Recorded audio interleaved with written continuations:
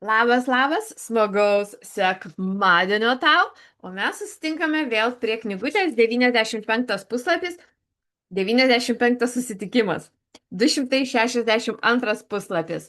O vakar pradėjome naują skyrių, kaip pašalinti tas psichinės kliūtis pasitelkus pasąmonę. Labai naudinga, vėl pabrėšiu, šioje knygoje viskas yra naudinga ir kuo toliau mes tuo labiau suprantame, kokią galią turime savyje ir kaip galime keisti savo likimus.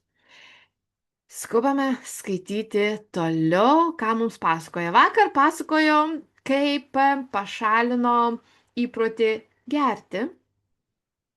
Šiandieną pažiūrėkime, kokį kitą mums istoriją siūlo knygos autorius. Persekiojama prakeiksmo.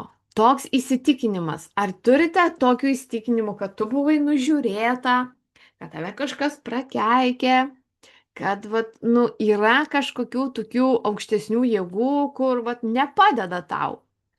Tas nėra tiesa, bet pažiūrėkime, ką pasakoja ši knyga. Per paskutinius 3 mėnesius nuolat įvažiuoju į kelio užtvarą. Pradedu rimtai galvoti, kad mane persekioja prakeiksmas. Rūta buvo vienos firmos tvarkančios verslininkų sąskaitas ir apskaitas steigėja. Iš pradžių jos įmonės reikalai klostėsi puikiai, bet vėliau kažkas atsitiko. Nesuprantu, stebėjosi ji.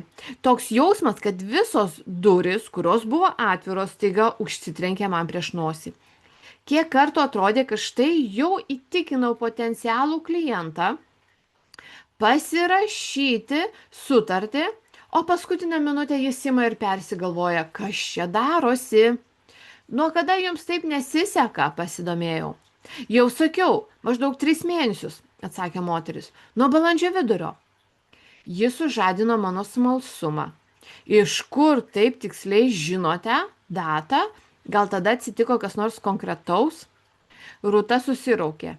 Geriau neklauskit. Bandžiau įsiūlyti mūsų paslaugas vienam ortodontui. Neminėsiu jo pavardės, bet jeigu jūsų vaikas nešioja plokštelę, greičiausiai ir taip jį pažįstat. Nėriausi iš kailio. Išaiškinau jam, kiek laiko, pastangų ir pinigų jis sutaupytų, jeigu mano firma perimtų visus juodus jo kontoros darbus. Ortodontą mano pasiūlymas sudomino ir jis davė žodinį sutikimą. Tačiau, kai nusiunčiau jam sutartį, iš pradžių delsė pasirašyti, o po to visai atsisakė. Mes jau beveik buvome sukirtę rankomis. O paskui, kamantinėjau toliau, tada ėmė kartotis, tęsė Rūta. Akimirką ji užsidengė akis. Mane prakeikė, negaliu rasti kito paaiškinimo. Galite, paprieštaravau. Paaiškinau, kaip susierzinusi dėl ortodonto ir pajutusi apmaudą, ji įtikino savo pasąmonę, kad ateityje ir kiti klientai gali atsisakyti jos įmonės paslaugų. Dėl šio įsitikinimo ėmė griūti planai, sukilo priešiškumas ir atsirado kliūčių. Moteris vis labiau baiminosi, kad paskutinę minutę sutartis atšauks dar daugiau klientų. Kai jos lūkesčiai paveikė pasąmonę, pastaroji taip ir pradėjo tvarkyti reikalus, kaip Rūta labiausiai ir bijojo. Kiekviena nauja nesėkmė tik dar labiau sustiprino įsitikinimą, kad ją kažkas pasmerkė žlugti, susidarė užburtas ratas. Mes labai dažnai vienas atsitikimas, vienas kažkas. Ir mes priimame tą tokią nuomonę, kad viskas. Arba taip, jau čia kažkas anas, jau kažkas taip ir anaip. O kai mes priimame tą nuomonę, kai mes priimame kaip tiesą, nėra kitos išeities, kaip tik tais mums vėl ir vėl tą patį gauti, nes mes tai įrašėme, tai yra tiesa. Tęsėme pokalbį ir Rūta pradėjo suprasti, kad nesėkmių priežastys glūdėjo jos pačios galvoje. Paaiškėjo, kad norėdama visą tai pakeisti, ji turės pakeisti savo požiūrį. Paprasta. Nereikės jai kuo daugiau dar siūlyti sutarčių, sudarinėti tenai, bėgioti per žmonės. Jai tai reikia pakeisti savo požiūrį, kaip ir tau, tai reikia pakeisti savo požiūrį. Jeigu tu nori pokyčio savo gyvenime, savo versle, savo bet kokioje srityje, tu turi tiesiog pakeisti požiūrį. Moteris pradėjo medituoti šitaip. Suprantu, kad aš ir begalinis mano pasąmonės intelektas, kuriam neegzistuoja kliūtis, sunkumai ar trukdymai, tai vienas ir tas pats. Gyvenu su džiaugsmu ir tikiuosi geriausio.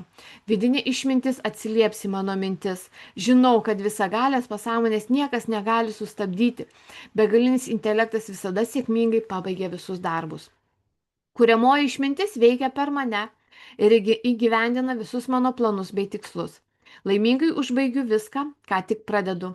Mano gyvenimo tikslas - kokybiškas aptarnavimas, todėl visiems, į kuriuos kreipiuosi, labai pasiseka dėl to, ką galiu jiems pasiūlyti. Dievui padedant, mano verslas suklestės. Aš šitą buvo momentas, kai aš šitą kartojau. Praeitais metais tas momentas buvo. Rūta kartojo šią maldą kiekvieną rytą, o po to eidavo lankyti savo klientų. Ji meldėsi ir vakarais, prieš miegą. Per trumpą laiką jai pavyko įdėkti pasąmonėje naują įprotį. Netrukus verslininkai vėl sėkmingai įkalbinėjo būsimus klientus pasirašyti sutartį su savo įmonė. Visos mintys apie tai, kad ji yra prakeikimo auka, buvo pamirštos. Tau tai reikia perrašyti įsitikinimą, kaip paprasta. Ar labai norite to, ko norite? Pasakojama, kad vienas jaunuolis kartą paklausė Sokrato, kaip jam įgyti išminties. Eime su manim, pakvietė Sokratas. Jis nusivedė vaikiną prie upės ir panardino jo galvą į vandenį. Laikė tol, kol berniokas pradėjo spurdėti pritrūkęs oro. Tik tada jį paleido.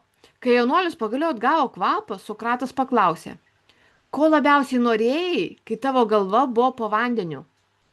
Norėjau oro, atsakė vaikinas. Sokratas lėtai linktelėjo. Kai norėsi išminties taip, kaip norėjai oro, būdamas po vandeniu, tarė jis, įgysi ją. Tokiu pačiu būdu, kai labai nuoširdžiai norite įveikti konkrečią kliūtį gyvenime. Tvirtai apsisprendžiate, kad išeitis yra. Įsitikinate, kad yra kryptis, kurią norite pasukti. Pergalė ir triumfas jūsų rankose. Tai va, kaip stipriai tu turi kažko tokio norėti. Tu turi norėti paaukoti, jeigu yra pas tave kažkoks tiklas, va tas kažkoks noras. Tu turi žinoti, kad, aš tikrai pasirengusi, vat, paaukoti savo serialus, paaukoti ilgą miegą rytais, paaukoti su draugiam išėjimą, kavos atsigerti ar netgi kažkokius vakarėlius. Tu turi parodyti, kaip stipriai tu nori ir nukreipti dėmesį vat, į tai, susikoncentruoti į tą.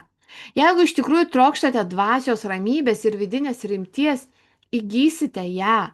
Na ir kas su jumis neteisingai pasielgė, kad bosas buvo neobjektyvus, kad kas nors parodė tikrai savo veidą. Jums nėra jokio skirtumo, jeigu jau susipažinote su savo protinėmis ir dvasinėmis galimybėmis. Jeigu žinote, ko norite, tikrai neleisite pagiežingiems, piktiems, priešiškiems ir piktavaliams, vagims mintims, skliausteliuose, atimti iš jūsų ramybės, harmonijos, sveikatos ir laimės. Niekas kitas negali iš tavęs to paimti. Jeigu tu dabar, ar ne, mes tikrai dabar jau žinome, kaip mūsų veikia tos protinės ir dvasinės galimybės. Neleiskite ne vienam įlysti į jūsų mintis su kažkokiu jums netarnaujančiu pasiūlymu, žlugdančiu kažkokią tai mintim. No. Kai įgusite akimirksniu identifikuoti mintis su savo gyvenimo tikslu, žmonės, aplinkybės, naujienos ir įvykiai daugiau jūsų neliūdins. Jūsų tikslas yra ramybė, sveikata, įkvėpimas, harmonija ir gausa. Dabar pajauskite, kaip jūs užlieja ramybės banga. Žmogaus mintis tai neapčiuopama ir nematoma galia. Leiskite jai laiminti jūs, įkvėpti ir dovanoti jums ramybę. Pasinaudok savo mintimis, kad tau atneštų į namus ramybę. Noriu pasitikslinti, kad puslapiai iš eilės. Jeigu labiau už viską norite išsilaisvinti nuo kokio nors žalingo įpročio, 51% jau esate sveikesni. Labai nustebsite sužinoję, kad tada, kai noras atsisveikinti su pomėgiu yra didesnis už norą toliau savo pataikauti, nuo visiškos laisvės jūs skiria tik tai vienas žingsnis. Jeigu norite, kad jūs perkeltų į aukštesnės pareigas, įsivaizduokite, kaip jūsų darbdavys, viršininkas ar mylimas žmogus sveikina jūsų paaukštinimu. Sukurkite gyvą ir tikrovišką paveikslą. Girdėkite balsus, stebėkite gestus. Realiai viską pajauskite. Dažnai apie tai galvokite ir netrukus džiaugsitės maldos rezultatais. Nes, kaip ir ten, ar ne? Vakar, kur pasakojo apie tą norintį atsikratyti išgerinėjimų, jis matė kitokį vaizdą, jis rodė galutinį rezultatą, jis rodė, jis jautė, jis šypsojosi, jam buvo gera. Ir galų gale jis tą pritraukė, nes jis įrašė šitą tiesą į savo pasąmonę. Kodėl jis negalėjo pasveikti? Alanas buvo vadovėlių platinimu užsiimančios firmos specialusis atstovas. Jis turėjo šeimą, 4 vaikus, bet per komandiruotę slapta susitikinėdavo su kita moterimi. Kai Alanas apsilankė pas mane, jis buvo nervingas ir irzlus. Be tablečių negalėdavo užmigti. Alanas turėjo aukštą kraujo spaudimą ir jautė įvairiausius vidinius skausmus, kurių gydytojas negalėjo diagnozuoti ir palengvinti.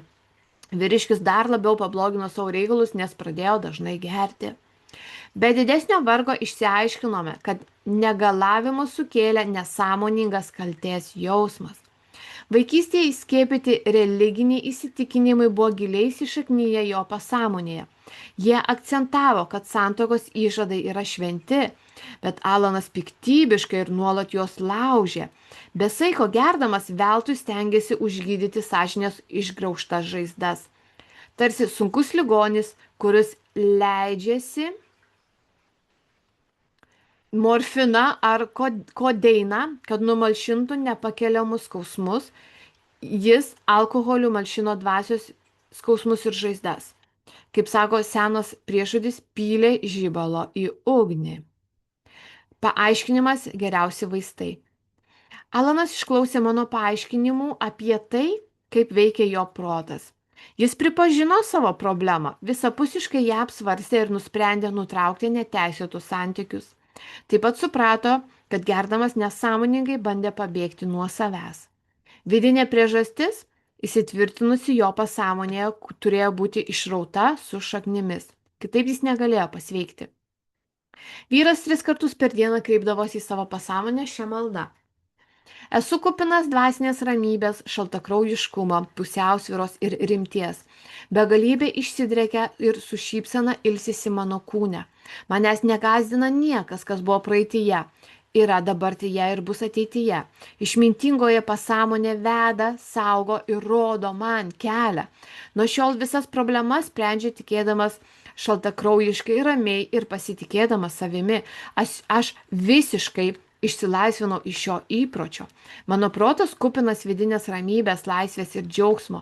Atleidžiu savo, taigi man atleista. Ramybė, sveika nuovoka ir pasitikėjimas karaliauja mano sieloje. Labai geri žodžiai. Ne viską kartočiau, bet kai ką pasimčiau kai kurios sakinius savo. Kartodamas šią maldą, Alanas visiškai aiškiai suprato, ką daro ir kodėl daro. Kontroliavo savo veiksmus, todėl įgijo reikiamą tikėjimą ir pasitikėjimą.